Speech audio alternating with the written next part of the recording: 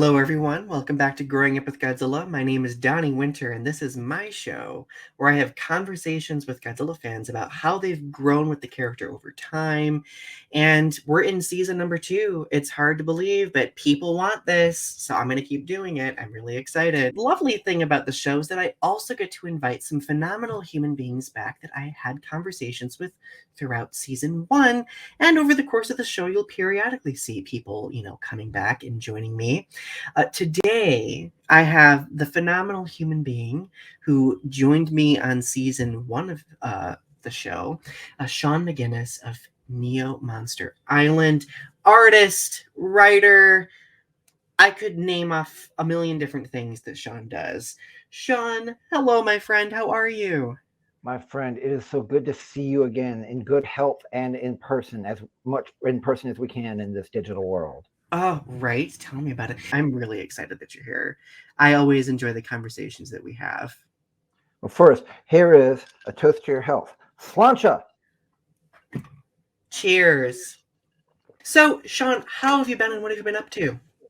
You know, these past 6 months have possibly been the roughest I've ever had, but rather than complain about how miserable it's been, I would rather celebrate that I have been through this fire, through this tempering hammer, and I'm still here. I'm still me. I'm a little bit broken, a little bit not what I used to be, but I'm still here and I'm still able to do what I do. Webcomic artist, classical artist, kaiju artist, writer, uh, Sean. I am here. And if I can survive these past 6 months, then let's see what else is down the road. Let's see what else life has to make my day interesting. Yeah, I'm really sorry the past few months have been difficult for you. And it's interesting that you mentioned your art and your writing because it seems like and I can relate in some way, like whenever things get difficult, I always find myself gravitating back to Godzilla and that escape, which kind of like gives me some sort of distraction or fulfillment during difficult times. Do you feel like Godzilla's been like that crucial outlet for you over the course of the past few months? Everything that I am is because of Godzilla. It may have been a late bloom because I was basically a pretty much a blank slate for the first, I would even say 40 years of my life. But what I have found is the most important thing is that sometimes you have to look at yourself in the mirror and say, it's okay to do nothing but scroll through Twitter, to play Godzilla Battle Line for hours on end with no purpose and nothing to show for it. It's okay to sit there and do nothing Yeah. because you can't run with a broken leg. You can't create with a broken hand. Not that I've had those, but that's the metaphor that I'm trying to draw. And me being undiagnosed somewhere on the spectrum, neurodivergent, I hate not doing anything. But Mhm. at the same time, you gotta just sometimes do nothing. And that's what I have found is sometimes I don't want to touch a webcomic, I don't want to touch art. And now I've been gravitating more towards the webcomic. I haven't done as much art, but what I have done is catalog a little folder on my site. Here's what I have been working on for the past year, starting from January. That way I can say, okay, I have created something. Um, they may not be bangers like some of my past work, and some of them are bangers, Mhm. but you gotta show a little bit of progress. You gotta pat yourself on the back, and most importantly, you've got to forgive yourself for your failures, for not reaching your full potential, and sometimes forgive yourself for just doing nothing. And that's what I've had to do. That's so important. I'm glad that you've found that like outlet for yourself that you've been able to kind of create a balance because that's important as an artist, right? Speaking of being an artist, did I see that you recently got a gallery feature opportunity? Did you want to talk about that? Yes. Okay. Um, my mom is from Dillon, South Carolina. It's about an hour and a half east. Next to that is a major city called Florence. It's right on the I-95 highway, which leads straight to New York. Um, when things were pretty much all garbage, all of a sudden I get an email saying, "Ah, yes, Mr. McGuinness, we would like to have your artwork in our gallery in the Florence County Museum. Would you please give me a call?" And it was basically just the sign that I needed. While literally I've had 20 signs saying, quit, you're no good at this, you don't have time for this. Here comes this email that says, ignore that, listen to Mm-hmm. fate. Yeah. And so now what I did is I emailed them a bunch of my files and they printed them off poster size. And at the Florence County Museum in the Waters Gallery between Monday through Friday, between 10 to 5, not open on weekends, people can go in, see my gallery. I have little cards on each piece that show what's the story behind it or how it was created. And I'm super excited that there is a white frame with a black sheet on it with the white letters that say a non-political picture of Godzilla. This is the first time that this has been in any gallery. It's been hanging on that back wall. You see this little blank Mm-hmm. space right here? That's where it used to hang above my bartender equipment.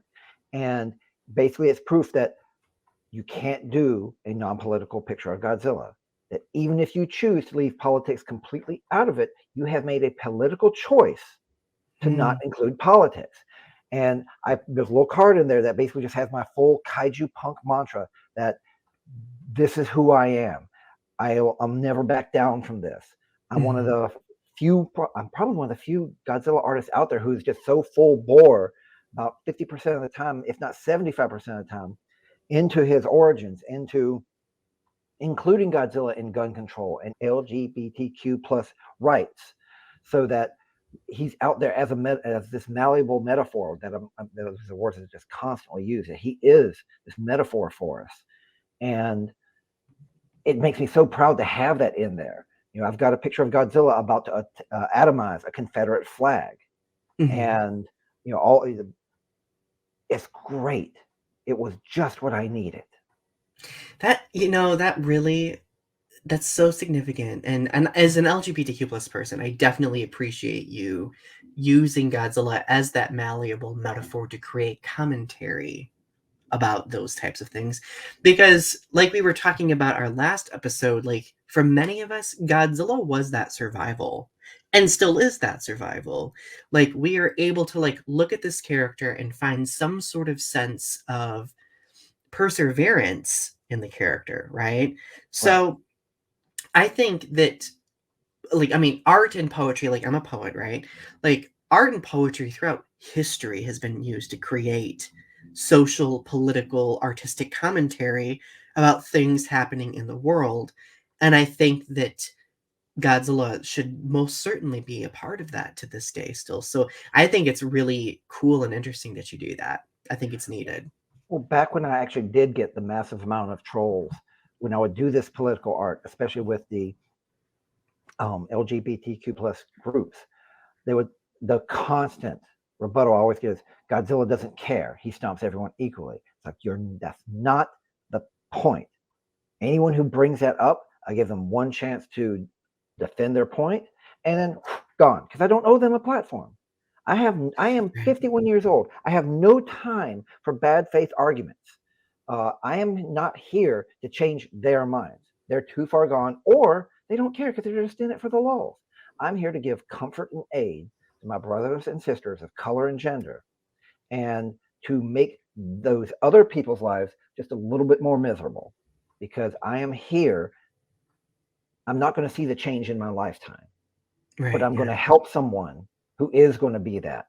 I'm going to be there. I'm not going to be their inspiration, but they're going to be like, man, look at this South Carolina guy from the Bible Belt of the Confederacy, cis, white, mostly heterosexual.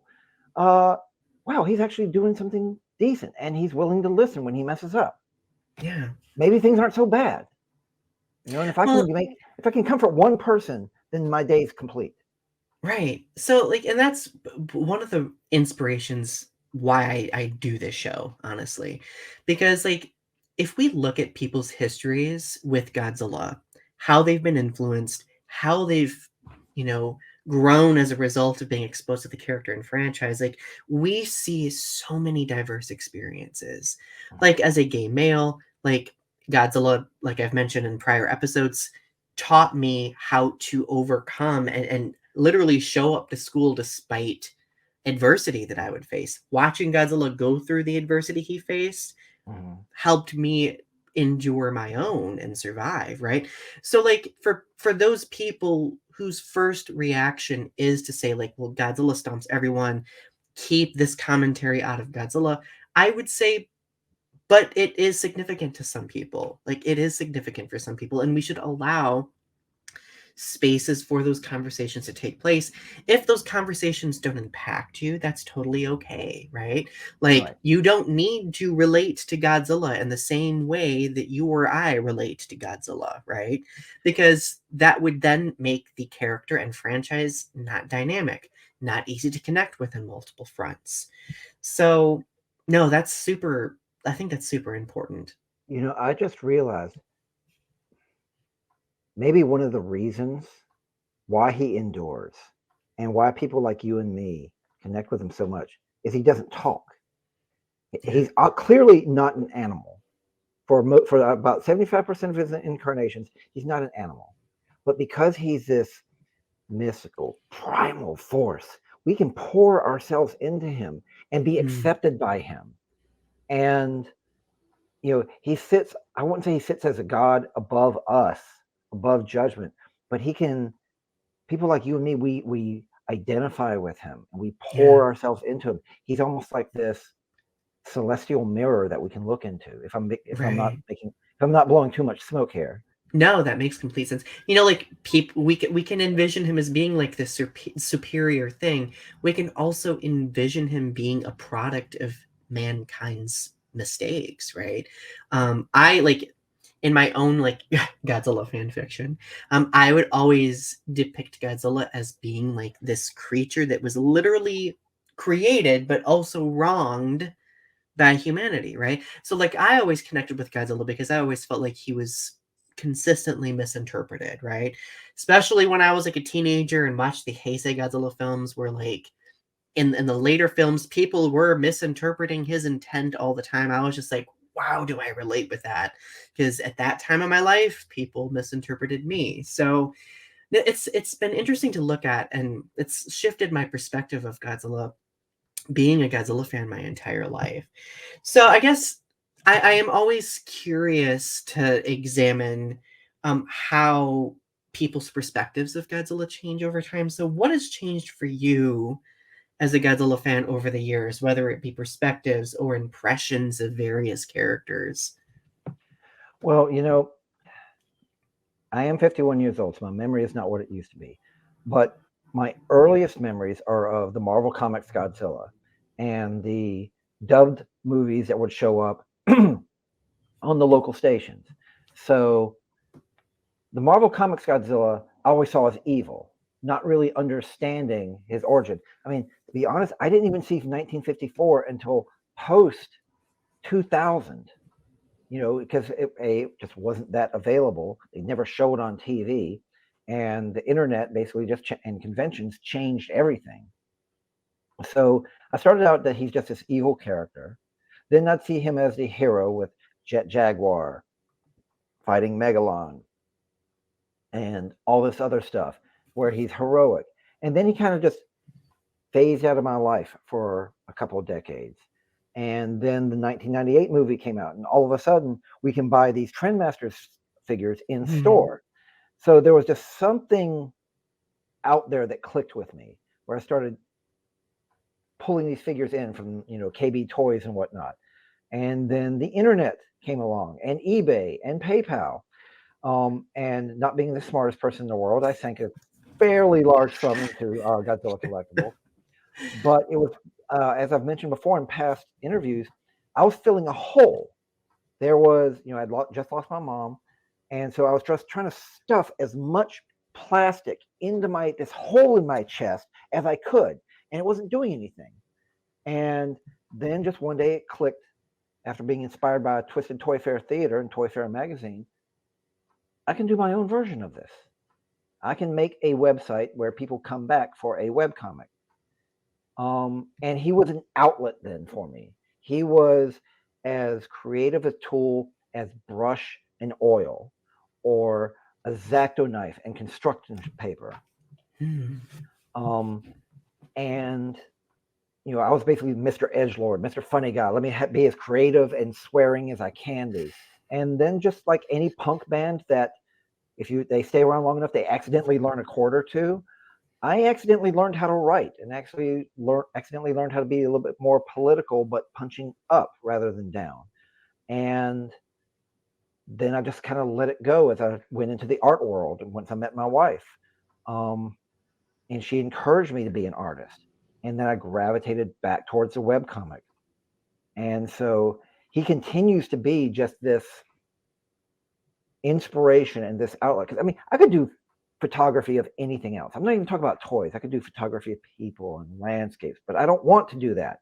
Right. Yes, I can use my science to cure cancer, but I don't want to cure cancer. I want to turn people into dinosaurs. So that's what I want to do with my artwork. I don't want to be a figure artist. I don't want to be a abstract artist. I want to do Godzilla. And yes, there are times where I branch out and do other stuff and do figurative art and do surreal stuff.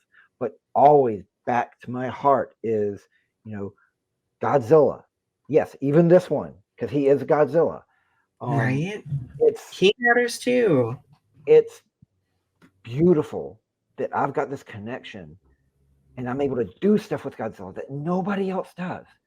Yeah, people take pictures of their toys, but they don't have these eyes and this brain, this vision to see what's Godzilla's favorite bubble gum. What would Hedorah do on a Saturday afternoon? And just be able to think these crazy thoughts and people And dig it. bam. Yeah. And bam. Yeah. I mean, I'm a father now, and I'm a father and a husband because of Godzilla. Just earlier this week, I picked up my son from after school care, and he sits in the back there in the little front seat, and he goes, "Dad, when you're gone, after you die, I'm going to continue Neo Monster Island. So you'll be proud of me. So you'll be proud of me." And I stopped there and said, "Michael, I want you to be you. That is how I will be proud of you. If you want to continue on Daddy's work, you go right the heck ahead. But you do it because you want to, not because you feel like you have to." That is that's like the most wholesome thing I've ever heard. Isn't it though? Oh my goodness. It's interesting that you mentioned how being a Godzilla fan has done so much for you, like turning you into artists, like helping you create a family, etc. I often attribute being a teacher and a writer to, connected back to being a Godzilla fan. Had I not picked up that pencil or pen and started writing Godzilla fan fiction like in the late 90s because because I read other people's and I was obsessed with their fanfics and I wanted to do my own, I would have never continued on and I never would have started to write more. I would have never wanted to be a teacher of writing. Like it's just, I think that there are deeper connections I have with the character in the franchise that just don't see the light of day as much as it should be, That's a really good point because, honestly, if it weren't for Godzilla, like let's even go beyond the success of the artwork because it is a success. Let's go beyond the webcomic. Let's go beyond my political stuff. I wouldn't be a better human being had it not been for Godzilla. Not directly. I'm not a better human being because I look to him and say, I need to be more like that. It is the people that I have touched in my life, that those people who have touched me taught me to be better. I mean, I was a big edgelord, as most of us were back in the early 2000s. And because I touched on art, it made me be better. It made me start realizing, hey, maybe I'm the a-hole. Maybe the world isn't against me. Maybe I need to better myself. And I wouldn't have come to that realization had I not gone into the art world, had my wife not been so patient with me and making me a better person. And then meeting people like you and Kaiju Kim and Matt Frank and Ray Fromm, all these people that I normally wouldn't meet, except that I started running through conventions as an artist, first as a webcomic artist and then as an artist. So yeah, these footsteps we take, we may not see where they lead us, but they are just as thunderous as the feet of these mighty megafauna. Ooh, that gave me goosebumps. Oh, Ooh, I know. I'm a ooh, freaking wordsmith. I love that. I love writer. See. So I have an interesting question for you, Sean. Shoot. I always think about ourselves as kids, right? Because we like just we have these impressions, we have like these aspirations, we have like these things that we go through, right? Mhm. If you could go back in time to your younger self, what valuable wisdom from the Godzilla franchise would you impart to younger Sean? This is such a, for lack of a better term, this is a multifaceted question, because I know that no matter what, if I could go back in time and impart anything onto young Sean, he wouldn't listen because he wasn't ready to. Mm-hmm. He has to go through certain trials and certain failures before he becomes me. But what I would tell him is, you're just not going to believe what you're going to see. This isn't going to Mm, be something you get made fun of. This isn't going to be something that fades away. It's going to be a legacy. 70 freaking years. And you're going to get a movie every year to every couple of years. And there's going to be toys the likes of which you've never seen. I wouldn't be able to make his life better. I wouldn't be able to give him something to keep him from being such a screw up, because he's got to screw up in order to grow.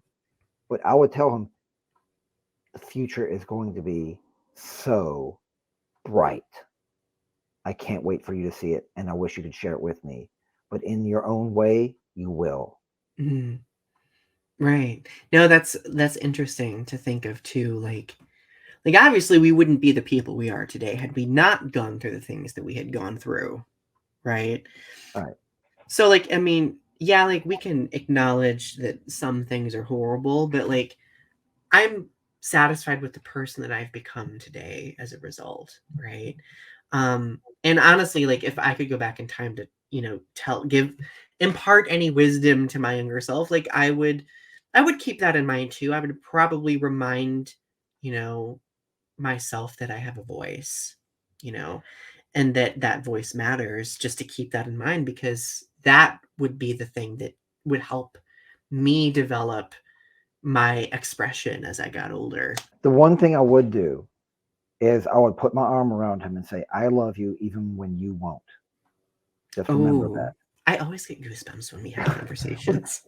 I've just been thinking about this because I did an actual storyline where my author insert character from the old webcomic travels to the current day to see his current version as an author insert character. And it gave me a good chance to write about stuff. And as the old version of me goes back to his time at 35 years old, I have my current self say, I want to tell him about what's coming, but I can't because he's not ready. But he will be, because he'll have to be. And I've been thinking about that a lot recently because I want to kind of tweak the end of that comic, but the sentiment still stands the same. We are a collection of scars and broken meat and regrets, but we're also muscle and spirit and hope. God, I need to start writing this stuff down. I'm gonna have to, when this broadcast, I'm gonna have to go back through it and be like, where are good stuff? Sean, give me your muse's phone number because I need to call them. Sling Irish whiskey. If we ever get to a convention together, you and I are drinking, brother. I would love that. I would love that so much. Ooh, you know me. I like to get a little controversial sometimes when it comes to discussions. Mm-hmm. What what is your largely unpopular or controversial Godzilla opinion? Hold on, I don't want to blow out the microphone on this. Godzilla is political. Amazing, isn't it? That is my big controversial take. Also, give Godzilla feathers, you cowards. No, seriously, Godzilla is political down to his core. We can go from, don't worry, children, we'll be with your father soon, all the way to, ding, ding, ding. A happy moment. a happy moment. You Absolutely. you said that way better than that. A We happy can go moment. back Oh, and forth between these facets, and they all fit. Godzilla is the atomic horror of the bombings of 1945. He is the superhero who is sliding across the screen on his tail. He is the cosmic antediluvian horror of Godzilla Singular Point. And yeah. he's also pro-nuclear Mr. American Godzilla Monsterverse. He's Oh, all these things. And that's what's Godzilla covers a lot of beautiful. ground. It covers a lot of ground, but he's got a long stride, so he can put his feet in a whole lot of areas. Yeah. Oh, absolutely. And Uh, and that's my controversial opinion, is that he is political and he can be something for LGBTQ plus rights. He can be yeah. against gun control. You basically know what side Godzilla is going to be on, and it's not going to be crushing the weak. Oh No. yeah, GMK and Shin Gojira. Yeah, those are the bad guys. But overall, no matter what anyone says, he's basically a force for good. There's collateral damage, Right. but he's a force for good. They're bad guys in those respective films, but what good things did we learn as a result of seeing them be bad? Exactly. Right. No, I think that's what makes the character so adaptable, right? Um, and I think that dynamic quality will allow for future Godzilla films or shows or media in general to explore so many different things that we've probably not conceived of. Like, and you mentioned Godzilla Singular Point. As much as like I know like a lot of Godzilla fans have been like super anti the anime trilogy and Singular Point, I appreciate them for the fact that they have been experimental I with was Godzilla. violently against the first anime trilogy. I mean, violently. I just absolutely hated it. I hated how Haru sacrifices himself at the end. No, Mm, no, that's not right. He doesn't sacrifice. It's a suicide bombing. And yeah, then I realized I'm mad because I'm disappointed in him. yeah, Haru is a trauma victim. And then I started going through the anime again and started watching his character, ignoring the monster parts, watching his character. Oh my God, he's me. He's broken, but he's trying to lead humanity. He's shattered, but he's still trying to do the right thing. And then at the end, he gives up. And the reason why I was so disappointed is I wanted him to win. I wanted him to yeah, go and have that family.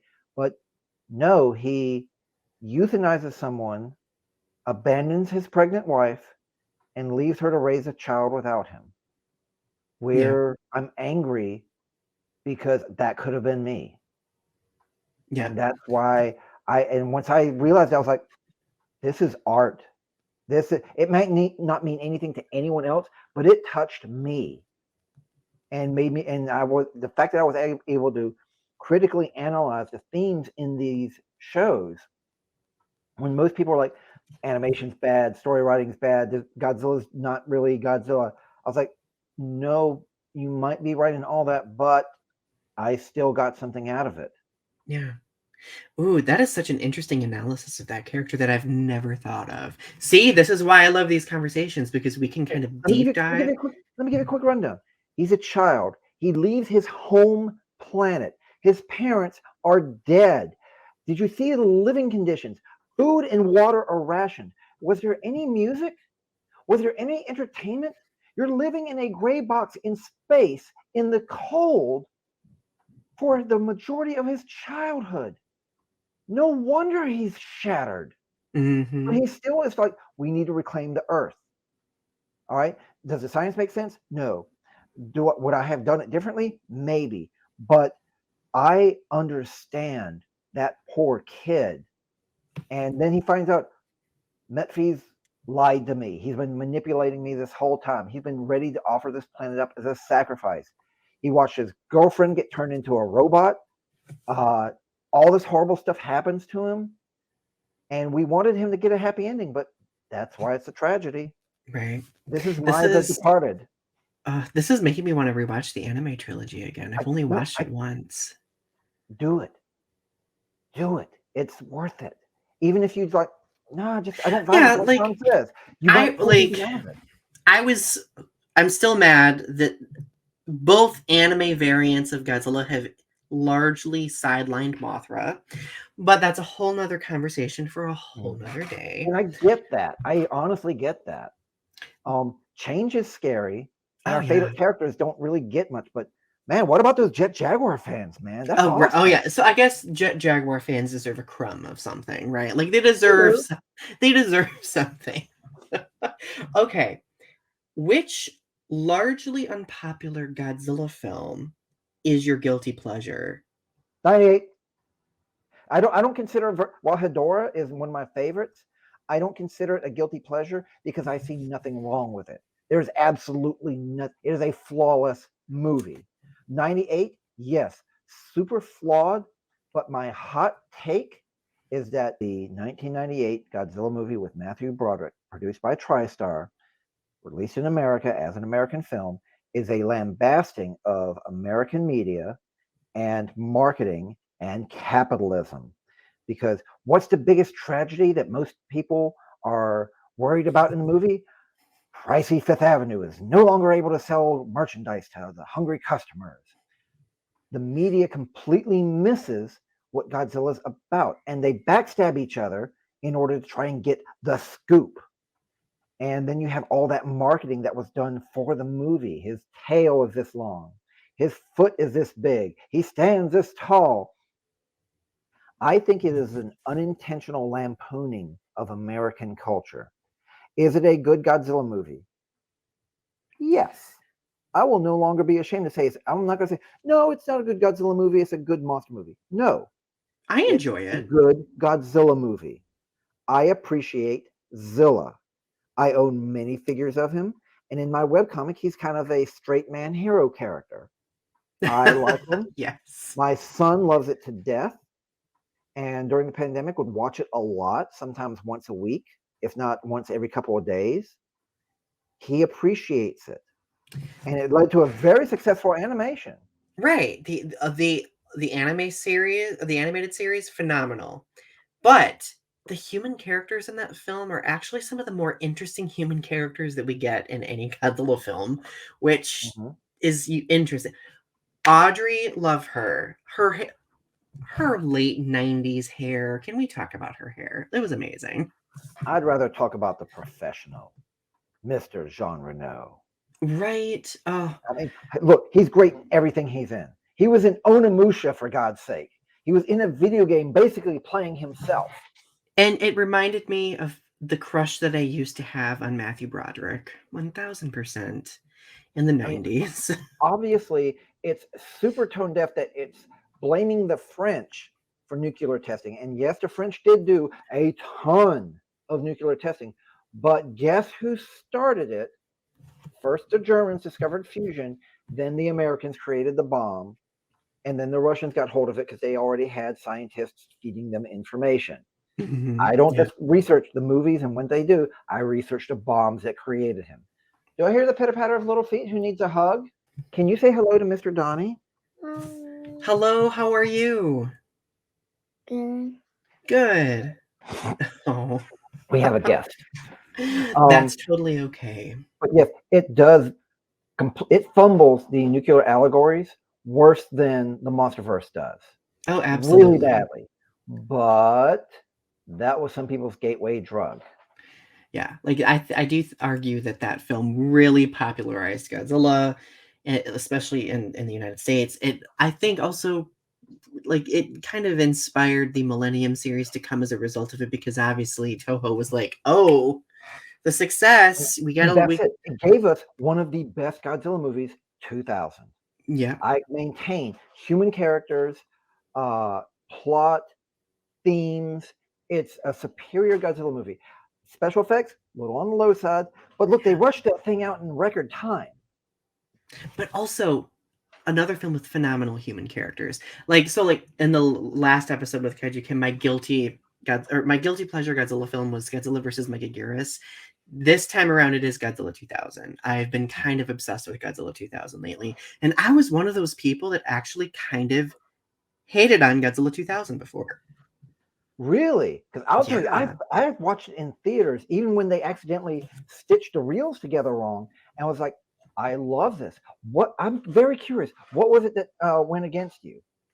I did not like how uh I didn't like how women were treated sometimes in the film. Like Oh, the okay, I get that. I get that because yeah, like I just was skimming through it and saw what they did with the reporter, the female reporter, and I was like, you yeah, know what? I get that. But the daughter, right, really right. smart. She was The really daughter good. the daughter redeemed it for me. And then I realized I was like, okay, well this character was also designed to be funny because I feel like the film consciously was trying to create like a good humorous commentary, which, I appreciated. But I do love the characters. I do love that like she kind of develops like a sense of family for, the father and the child, which I like really I That did love father that. was like one of the honestly, that father is one of the best characters in the mythos, along with Katagiri. Those Oh two just yeah. there's so much good stuff I between them. wanted to see more of them. I wanted to know more about their history, see more of them. And I think like that film did a very good job like establishing their dynamic 1000%. Like if we ever do like a breakdown or like a deep analysis of fatherhood being represented in Godzilla films, Mhm. that character would definitely be a very good I agree because one we to don't hear focus on. anything about the mother, about what happened. Obviously, she's not there anymore, but they're carrying on and they're doing this Godzilla Prediction Network, and it's a great. Obviously, it's a well-oiled machine of a business that they're doing together. I Right. mean, the daughter even tries to extort the reporter, which I think is great. She clearly has a good head on her shoulders while she's also helping dad cook. Great. That's a really good. I like that, Donnie. Fatherhood in human characters in the Godzilla mythos. I mean, We could even talk about fatherhood with regard to Godzilla himself, like in the Showa era and the Heisei yeah, era. I mean, but everybody gets that. But so many people ignore the human characters. I think that there is a lot to deal with because we haven't really had that same dynamic with motherhood. And think about it. Am Yeah. I wrong? No, when we think about it, like the Millennium series kind of created like a I don't do I want to say it created like a trope or, some sort of motif where the mothers were always dead. Like if we think of this film and Yeah. then we think of Godzilla against Mechagodzilla, like Sarah, her mother died. Like very, very tragic mother dying like Yeah, it's got and recurrences. and you also got that in the um, MonsterVerse series. But I think the only time it ever really gets addressed is All Monsters Attack, and that's only because of the latchkey kid, and they don't show the mother breaking down crying, realizing that she can only provide her kid so much, that he's basically Hmm. going to grow up without her. Donnie, that I don't think anyone's touched on that. That is a really good. I mean, obviously, we definitely need more female representation of Oh, motherhood. absolutely. In the Well, Godzilla series, but the fatherhood aspect is really intriguing to me now. no, and I know like a lot of people get really uncomfortable with the idea of talking about this type of thing, having this sort of representation, right?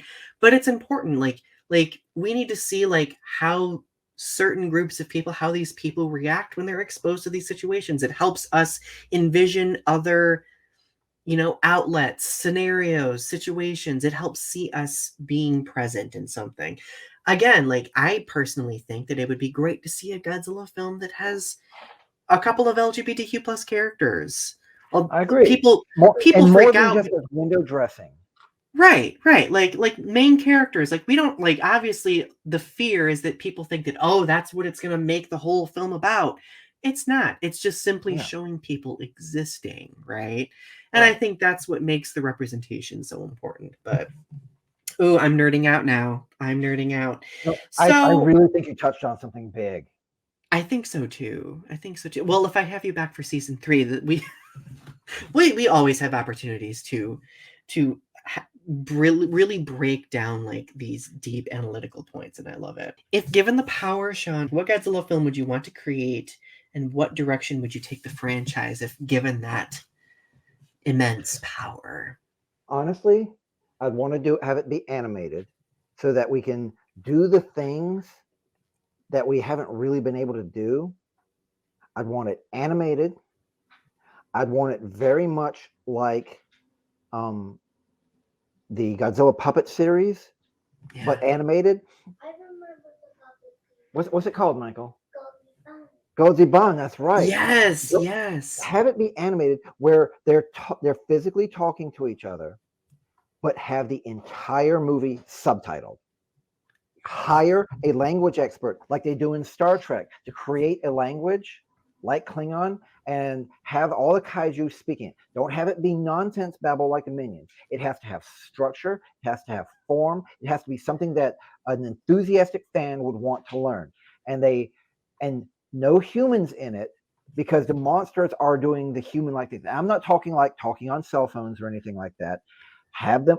What is the secret society of MonsterVerse that we don't get to see as humans because we don't understand their roars, we don't understand their hierarchy. And you can only do this, in my opinion, animated. Because first of all, I don't want the SFX crew getting screwed out of their royalties by having to splice all these long things together. All right, it needs to be animated. I would want it hand drawn. I wouldn't want that cell shading stuff because I recognize it has its place, but it's not my favorite form. No flash animation. I want it hand drawn like the old school. Look, you offered me power, all right. So this is what I would do. No, I'm obsessed. I'm obsessed right now because this sounds like a very unique direction that I would have never thought of. And I have no clue what the plot would be, but even the enemy monsters would be in and out. Sort of like with Twisted Kaiju Theater. All the monsters are living together in this one giant Australia-sized island, even though that's a continent. And Space Godzilla is hanging out with Godzilla because they're that reluctant brother-in-law sort of thing, and they don't like each other, but they got to make baby Godzilla happy.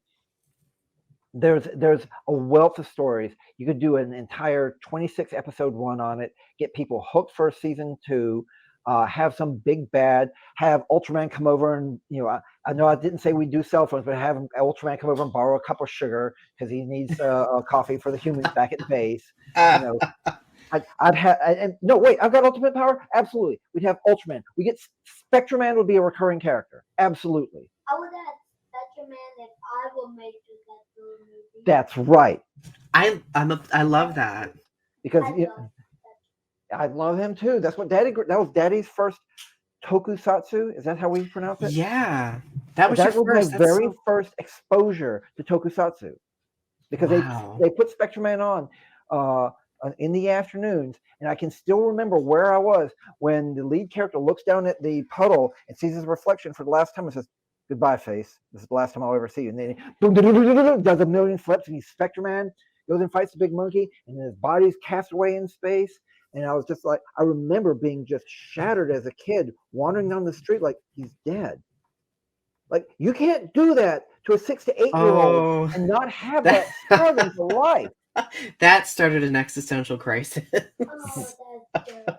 It is terrible. Right? Yeah. Oh. I want my money back, man. Oh, this is so wholesome. I'm obsessed right now. So, which scene in a Godzilla film shook your younger self, and does it still have the same impact on you? I think When the Godzilla scene is when the end of Son of Godzilla, when Godzilla embraces Manila. after the weather balloon turns everything to ice, Yep. Oh, that's a good that one. shook my wife too. Like, her and her sister would cry over that scene. Younger, I can say when I saw Godzilla 85 in the theater and just saw Godzilla just being this force of destruction, it was kind of shaking considering I had been something of a fan. But because 2014, no, 2000. When was Michael? When was Shin Gojira? Daddy's old.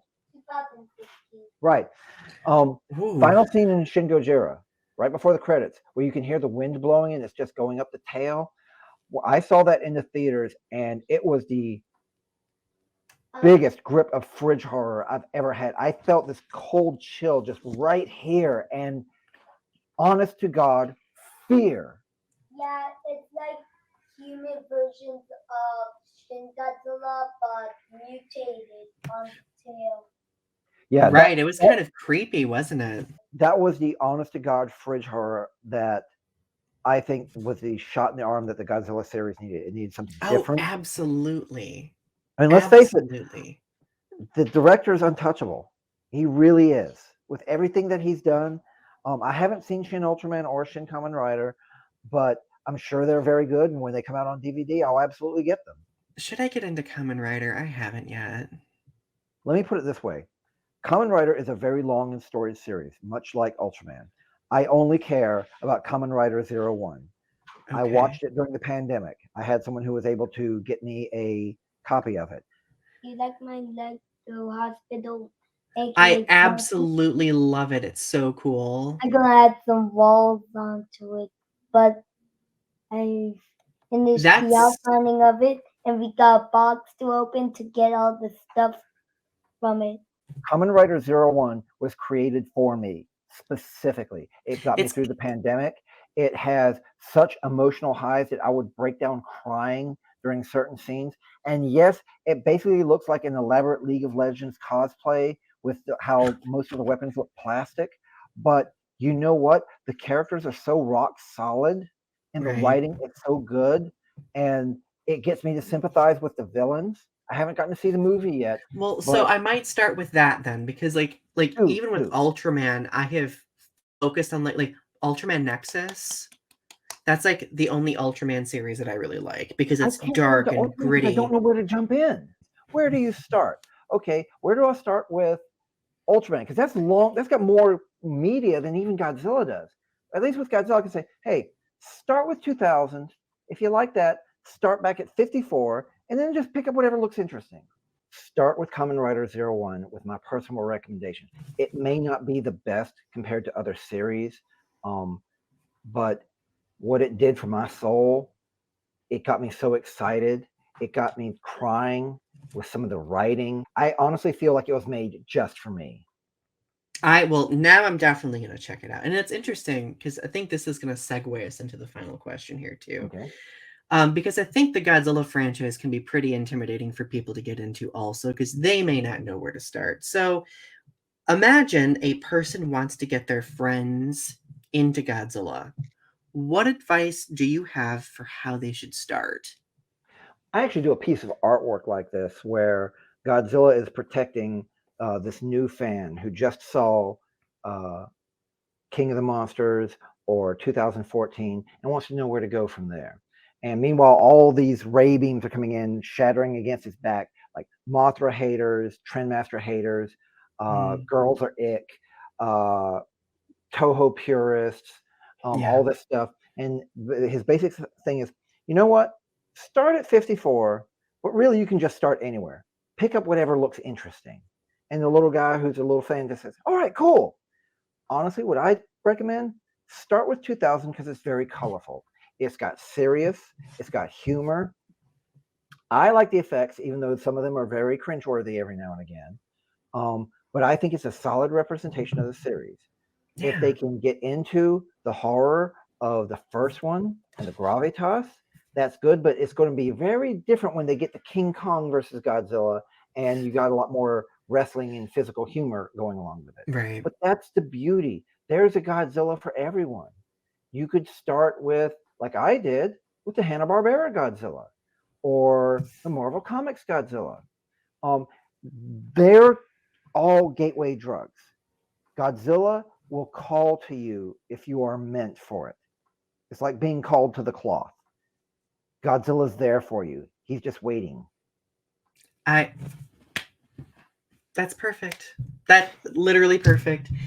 Sean, it's been so wonderful having you here. Like I mean, I really value our conversations and I think that they really just allow us to look at the full breadth of like people's experiences and what their potential can be as Godzilla fans. So, where can people find your stuff? Of course, I Um, have links, but yeah. The best place is Neo Monster Island, all one word, .com. That is the portal that will take you to not only my art gallery and my Twisted Kaiju Theater webcomic, updating once a week, sometimes more. It'll take you to all my various social medias and my shop. My Facebook page is where I am most active. I am trying not to be as active on Twitter just for my mental health. That's fair. Yeah. But the website's a great place to start, and it's the best place for you to know who I am and where I stand. It is my body of work. It is a catalog to how I've grown and how everyone can be a better person, no matter where they started from. I love that. Thank you, Sean. I'm grateful for your friendship. I hope you know that. I am grateful for you being part of the fandom, for being a positive voice, and for giving me something to aspire to, even with my post-edgelord ways. Don't make me cry. Don't make me cry. We need more people like you and Kaiju Kim and all the rest. Thank you. Thank you for saying that. And once again, because there's just a little bit left, to your health. Slancha. Cheers. This is empty. It needs fixing. My friends, don't forget that Growing Up with Godzilla premieres on the first and third Sunday of each month at 4 p.m. So Eastern Standard Time, by the way. Thank you for joining us for another episode, and we'll see you next time. Keep standing tall, Godzilla fans.